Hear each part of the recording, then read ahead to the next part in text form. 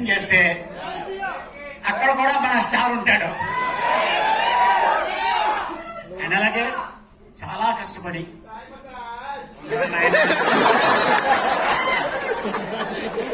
And అలాగే మా శ్యామంతులు చాలా అద్భుతంగా ఈ సినిమా తీర్చిదిద్ది అద్భుతంగా చేశాడు తను. ఎందుకంటే మనం ఎప్పుడు కూడా హాలీవుడ్ లో చూస్తుంటాం వీటితో సినిమా తీసేది, కానీ ఆ ఆలోచన ఆయనకి రావటం, దానికి అల్లు శిరీష్ అయితే చాలా బాగుంటుంది అని కథ తీసుకొని ఇంకా ఎవరెవరిని ఏం చేయాలి అనుకొని ఒకరోజు నాకు కాల్ వచ్చింది. సార్ నాంగ வந்து గ్రీన్ స్పేస్ பேசுறோம் అంటే నేను అనుకున్నాను తమిళ సినిమాలో నన్ను అడుగుతారేమో అనుకున్నాను. లేదు సార్, అల్లు శిరీష్ గారి హీరో, నేను డైరెక్టర్ని అన్నాడు. అలాగని ఓకే సార్ నేను మీ క్యారెక్టర్ చెప్తాను చెప్పచ్చా అంటే చెప్పండి అన్న. షూటింగ్కి వెళ్ళాం. వెళ్ళిన తర్వాత నాకు చెప్పారు, సార్ డైరెక్టర్ గారు can I say one dialogue with your permission.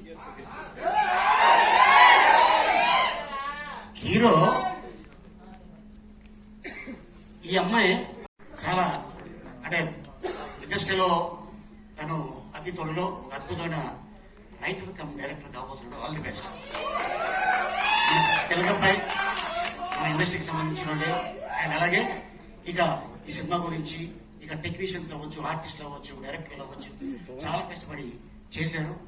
దేవుడి దయ వల్ల ఈ సినిమా పెద్ద హిట్ అయ్యి నిర్మాత గారికి అద్భుతమైన లాభాలు వచ్చి మళ్ళీ బడ్డీ పార్ట్ 2 ఏ హాంకాంగ్ లోనో మళ్ళీ తేలండి 40-50 days తేలండి అంట.